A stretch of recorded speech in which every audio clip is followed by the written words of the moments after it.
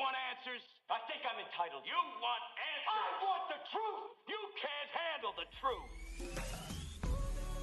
We are the Mad Men of Masculinity.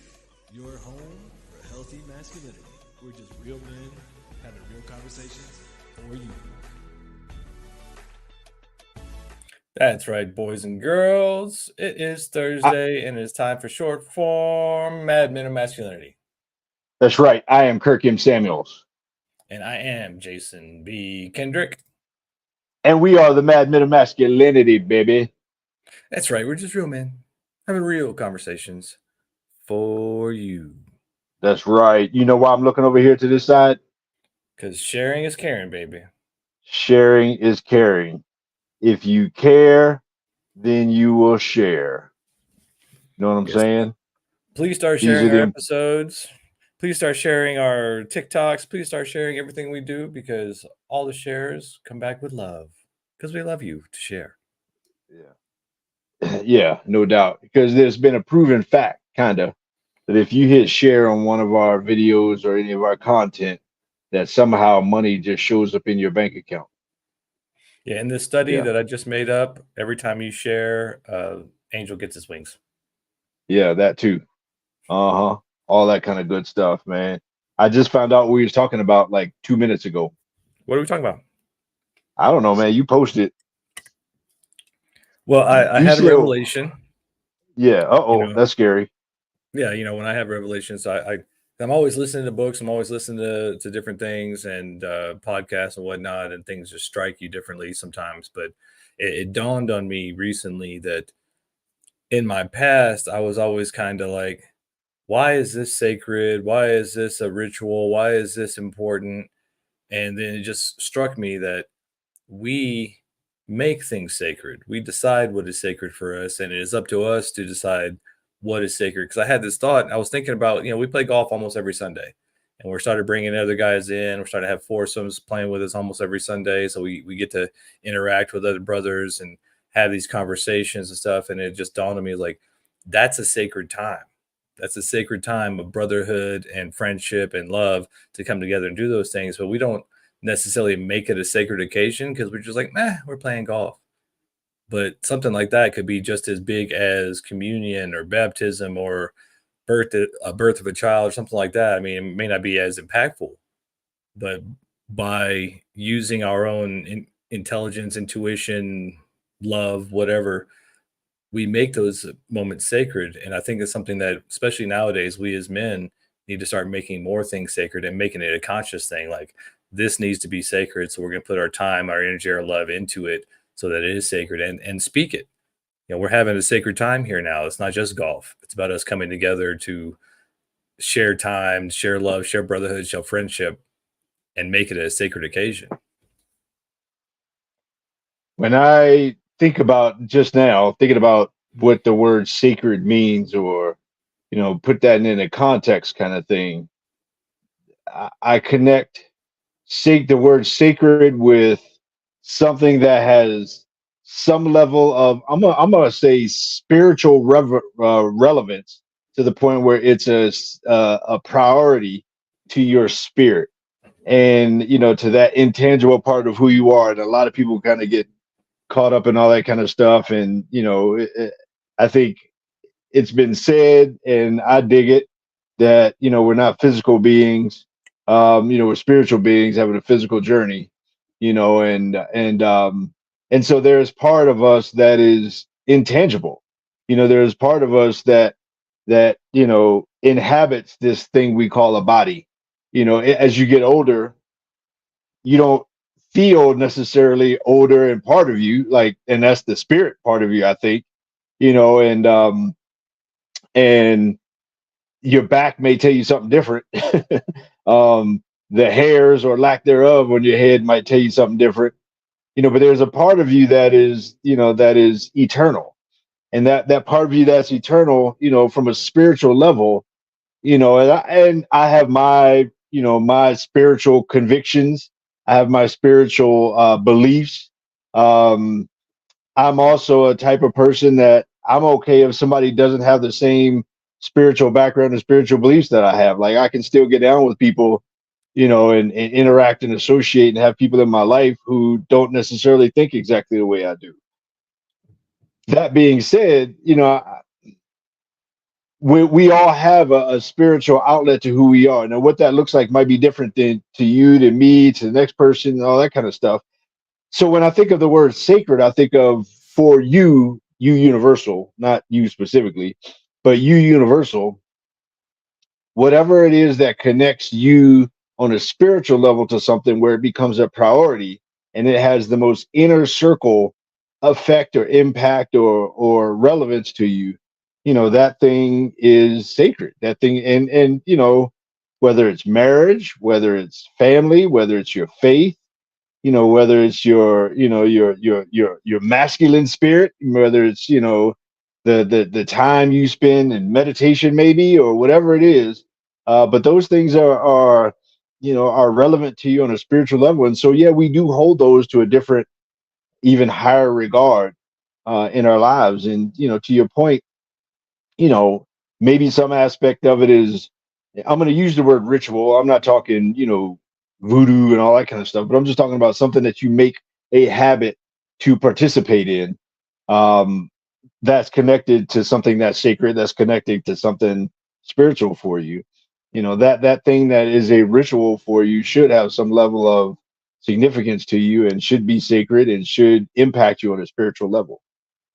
Yeah, it's something that when you look back and you kind of take a moment and realize that these rituals, these things we do, even when I mean things like child's birthday and singing happy birthday and presents, those are sacred rites. I mean, you're celebrating the birth of this child again and again on each consecutive birthday, but it's something I think sometimes we forget that it's on us. We decide what's sacred. We decide what's ritualistic. We decide how we want to create a memory, how we want to create something that's a family tradition, how we want to create something that we turn into a ritual that is sacred to us.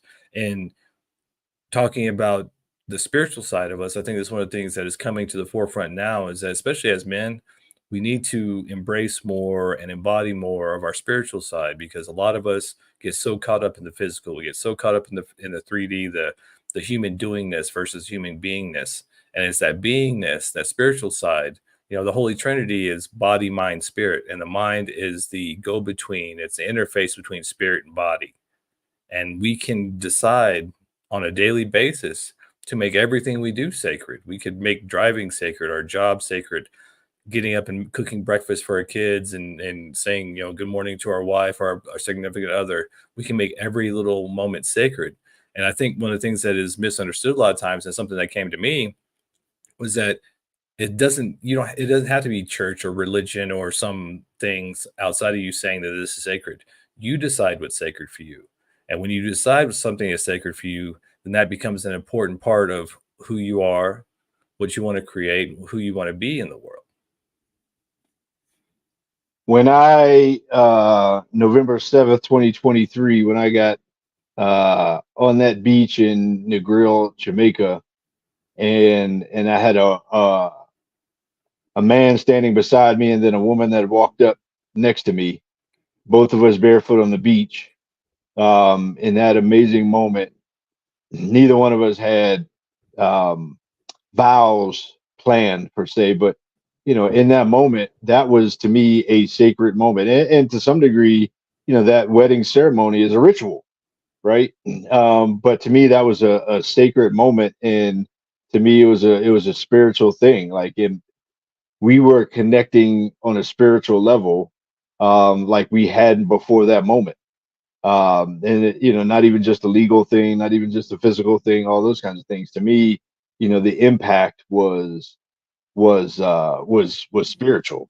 Legally, me and you could get married in Colorado and we can both share benefits and all that kind of stuff, and we don't even have to have sex. Like, we can be roommates. But legally, if you think about it seriously, we can go down to the courthouse, we can get us a marriage license, and we can be married, right? And then come back to the crib. You got your place, I got my place. We can go out, do our own thing, blah, blah, blah. But legally, we're married.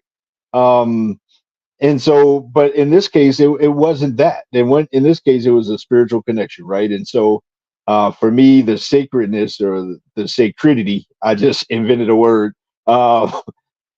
I in that moment, my vows, I said I was covenanting with God to be her priest, her provider, and her protector, as a husband to the best of my ability. Um, and so, yeah, in that ritual, that's that sacredness. To me, it played out in bringing full circle the fact that our relationship is sacred. Now, does that mean that all I do, I never do any activities without my wife? No. I mean, does that mean that nothing else is important to me? There are things that are important to me, but at the same time, that is that important to me. I mean, and she happens to be dope enough that she digs it when I go out and have guy time, when I have my, if you will, my secret time with my guys, and because she knows that I'm going to come back better than I was before.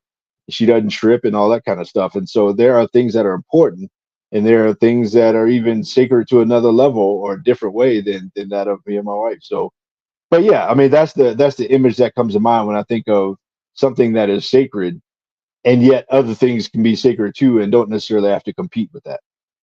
Yeah, it's one of the things that comes to mind for me is that when we talk about different religions and when we talk about different belief systems, when you break it down, that's everybody's, whether it's Christianity, Judaism, Muslim, Buddhism, Taoism, whatever, it's just their attempt, it's their flavor of connecting with spirit. It's their flavor of connecting to the higher creator, their higher selves, to God, whatever, the universe, whatever you want to call it. It's all basically just a path to the same thing.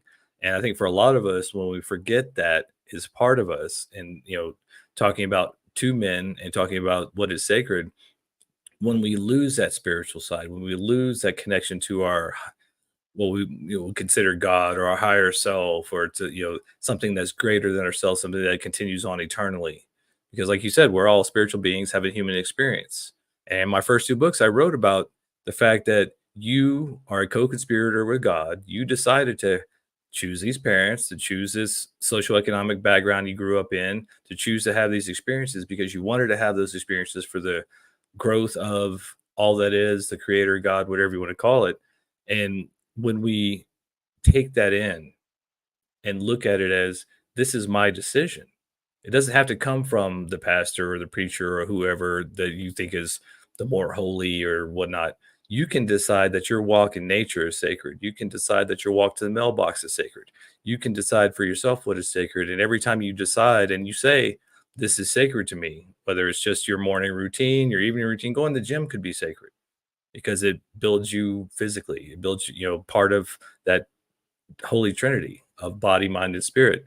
And so I think one of the things we're lacking a lot nowadays, especially with the epidemic of men being isolated and lonely and depressed and addicted to whatever substance that they're using to soothe, we've lost the sacredness in our lives because we haven't decided what is sacred to us. And sometimes even that soothing activity could be sacred to you if you look at it from a higher perspective. And in that way, in some ways, it could actually help you release that because you realize, oh, I'm using this for this effect. I'm using this because it gives me this thing. And in some ways, that's sacred to me. And as I open my mind and my heart and raise that kind of thought process, I realize I can make something else sacred. I don't need this to soothe me. I can use something else, maybe a walk in nature, maybe exercise, maybe connecting with my friends, my boys, my significant other. That could be sacred. But I think sometimes we get so caught up in the day-to-day mundane things, we forget that we make things sacred by making it a ritual, by making it more than just the physical activities that we see each day.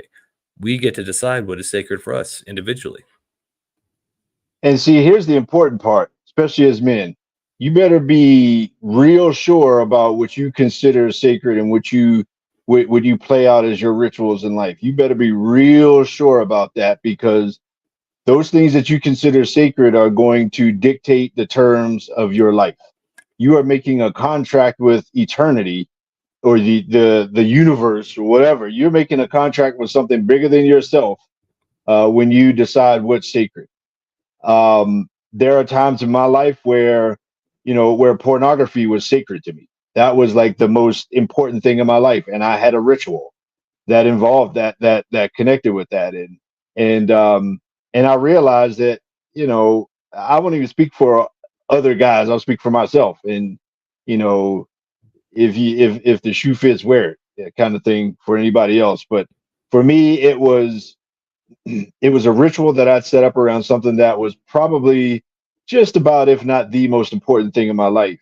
And ultimately, you know, having gone through a rock bottom experience, I realized that that sacred thing was causing me to lose the thing that I was really pursuing. I really wanted intimacy, but I couldn't have intimacy while I was having that sacred ritual in my life. And ultimately realizing that intimacy was my ultimate goal. Like, I want somebody to love me for me. I want somebody to be safe. I want somebody that I can, you know, I can be a gentleman in the streets and a freak in the sheets, et cetera, et cetera. You know, I wanted all of that kind of stuff. I wanted true intimacy. I wanted vulnerability. I wanted a friend, all those kinds of things. But I couldn't have any of those things while that ritual or that thing was the most sacred thing in my life. And so whether it's that, whether it's a substance, whether it's a habit, if you know NFL is the most sacred thing in your life, then guess what? You know, that means every Sunday, all day, I've had the NFL Sunday ticket. Every Sunday, all day Sunday, I'm sitting on the couch. Monday night, I'm sitting on the couch. Thursday, I'm sitting on the couch. Come playoffs, Friday, Saturday, and Sunday, and Monday, I'm sitting on the couch. I mean, doing that thing. And you know, like I said, I've learned that you just better be real, real sure about that thing that you consider sacred, because that thing is going to manifest in your life as the way your life looks like. And again, whatever that thing could be. I mean, whether it's your faith or lack thereof, whether it's your habits or lack thereof, whether it's, you know, your relationships or lack thereof, the things that you consider sacred and the things that you devote time and effort and ritual to, those things are going to have impact not only for you, but for your family and for your kids and your kids, your generations, you know, because those things that we do as men, they don't just affect us, man. They affect generations going on. And you know, when you look up one day and you don't have any relationships, when you look up one day and you don't have any relationships with your kids or significant other or friends, other brothers, whether it's capital B or little b, you know, when you look up and your life is completely lonely and isolated, you at some point you got to ask why. And maybe it has to do with the things I consider sacred. I personally consider my relationships sacred, and I value those and I invest in those, and I've learned that that has manifested in good ways in my life. Yeah, what this really comes down to is that we as men, especially nowadays, need to take an audit of our lives and realize these things that we're using to soothe, to get us through the day, those are actually sacred things to us. These rituals that we do, they're actually sacred things to us. So you might want to audit what you are making sacred in your lives. Because to Kirk's point, a lot of times what we're using to soothe, whether it's pornography, alcohol, drugs, whatever, that is actually sacred to you. I watched a video the other this morning or the other day. Guy was talking about anything you bow to is your master and is sacred to you. And a lot of times we don't realize because we're just unconscious going through the motions that that addiction, that thing that is you're giving up the rest of your life for. And that's a definition of addiction that I saw that I was like, wow, it was kind of, you know, eye opening. It's giving up everything for one thing. That's what addictions are. You're giving up all these other things in your life for that one thing, but you could give up that one thing to have everything else in your life. And you know, Kirk's talked about it many times. He's a perfect example of that. You know, you make this thing sacred, and it takes over your life. And then one day you have that moment, and you decide this needs to change, and then you make other things sacred, and you let go of that one thing. So we as men need to really audit our lives and what we're making sacred, because a lot of times I don't think we realize that our addictions, our soothing patterns, the stuff we make rituals of that we do out of habit, those are sacred to us. That's your new God. That's your new idol. That's the thing that is you're basically giving up everything else for. And so we need to look at those things and realize maybe that's not, if it's not benefiting you, making you a better man, making you healthier, making you the person you want to become, then you need to change what is sacred to you. Yeah, and I know we're bringing this thing in for a landing since we go short here on the end of the week, um, but yeah, I mean, to your point, man, a man is a slave to whatever has mastered him, and one of the things I've learned in life is what you consume, you gain an appetite for, and what you have an appetite for, you consume. Likewise, your rituals determine what's sacred, and what's sacred to you determines your rituals. So whether you start on one side of the coin or the other, they both meet in the middle. And those things that you do over and over again ritualistically, and you make it that high priority and all that, eventually, yeah, will become sacred. The things that are sacred to you will manifest in the things that you find yourself doing a whole lot. And so, again, I mean, as a guy, we need good things that are sacred. We need healthy rituals in our life. We need, we need these things. I mean, there's a spirit of masculinity. There is a spirit of masculinity, and and there's a lot of women trying to capture that spirit of masculinity, and it don't work for them,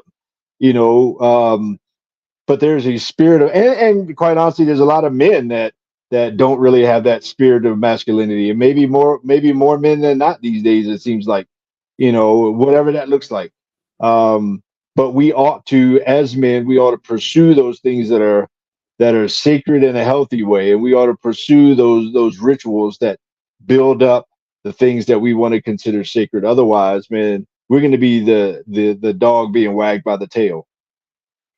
Yeah, and one of the things I think really helps, I know it's helps me, and you can probably speak on it too, because I'm sure if you look back, a lot of times the rock bottom moments, the traumas in our past, the things that ended up making us who we are today, those things are sacred, and we need to look back at them with thanks and gratitude that I went through those things because of now what I've learned, the wisdom I've gained, and how I can take that to somebody else, how I can change somebody else's life through my pain and traumas. And I think we spend so much time hiding and shoving down our emotions and our traumas and all the things that could actually empower us to become a force for change in the world as men. We demonize our scared little boys inside of us and all the emotions and all the pain and all the fear, and we shove it down. But those things are sacred. They're trying to tell you something. And a lot of times, even to the point of physical illness, a lot of that stems back to something you're not dealing with. A lot of times it's a thought process, it's a feeling, it's a belief system you're not dealing with. And it's causing the after effect to be physical illness because you're not allowing that stuff to come out. But those things can be sacred. I think if we start turning around our mindset and stop hiding from what is inside us, stop hiding from that wounded little boy, stop hiding from the father wound, stop hiding from the mother wound, stop hiding from our trauma, and turn them into something sacred and love them and appreciate them, that could actually turn our lives around and turn us into the men that we are meant to be. But when we don't acknowledge those things, we don't make those things sacred, and we use other things like alcohol and pornography and sex and whatever else, sports, watching the game all weekend to hide from who we are and not dealing with ourselves, then we make something outside of ourselves sacred versus making what's inside of us sacred. One of our rituals is being alone as men, generically speaking. And then that loneliness becomes sacred, and we have a hard time breaking out of that. We need to prioritize the masculine spirit in us that needs to be around other men in order to amplify itself and to get recharged. And we need to value that. We need to seek out opportunities to be around other men, to be around healthy masculinity, to be around either a mentor, somebody you're mentoring, groups of other men who can make your life better, groups of other men that value the same things you value. We need to do that. And speaking of which, if you're watching us live, August 24th, 2024, Parker, Colorado, Parker Schoolhouse is the Masculine Empowerment Network Summit, where, man, we got 2 keynote speakers, continental breakfast, and it's about local guys coming together to uplift healthy masculinity and the things involving that with other local men. This ain't a celebrity driven thing. You coming to get a selfie with this person or that person just so you can post it on your social media that you were at this with so and so. This ain't one of those kind of things. This is us just being real men, man, trying to make a difference, or not even trying, but making a difference in masculinity. And so just wanted to throw that out there in terms of something that we ought to value as men. How do I get out of my ritual of being by myself? How do I get around other men and make that time sacred, make that important, value enough? There's always a reason not to, but maybe you should find a reason to. Yeah, this event, August 24th, 2024, Parker Schoolhouse, menempowerment.net, right down there at the bottom. You can get your tickets. You can actually click on the names and see little interviews of each of the speakers so you know what they're going to talk about. You can get a taste of it. This is a sacred event. And I'm speaking it out loud now to put it out into the universe, to tell God this is a sacred event for men to come together. It's not about selling you anything. None of us are going to be selling our packages or trying to get you on some sort of scheme. It's not religious. It's not political. We don't care what side of the political aisle you stand on or what your religious beliefs are. It's about men coming together side by side. You're going to hear lots of different perspectives. You're going to hear lots of different things. You're going to gain a lot of wisdom and knowledge from people who've been there before you, who've had different experiences than you. And that's the whole point of this. It's a sacred event for men to come together, to learn something, to hear something, to get seeds planted, get aha moments. And you never know. You might be struggling right now. And the way the universe works, the way God likes to do miracles, he'll sit you right next to the answer to your prayers. He'll sit you right next to somebody, or you'll meet somebody in, around the tables or something, or during a talk, you'll hear something that's going to change your life. This is a sacred event for men to come together, and it doesn't happen enough, and that's why we're doing it. We need men to come together to support each other, to make new friends, to make new brothers, to share love and companionship and camaraderie in an environment that's not about any sort of agenda. This is just about us coming together to become better men together and to create a movement, to create a wave. This is a pebble in a pond moment. It's going to create waves. You never know what's going to happen in an event like this that might change your life forever. Yeah. So we look forward to seeing y'all out there at menempowerment.net. And of course, you can holler at your boys, madmenradio.com. If you hate everything we stand for, you can put a comment in the section down there and make it a nice long comment telling us how much you hate us. If you really don't want to see us again, hit that like button or hit that heart and all that kind of stuff, and we'll never show up on your timeline again. One of those two. So yeah, that's a way to get rid of us if you want us out of your timeline. But otherwise, man, we love y'all. We do this for each and every one of y'all. We appreciate y'all, and we will see you next time. And so with that, the Mad Men are out. Out.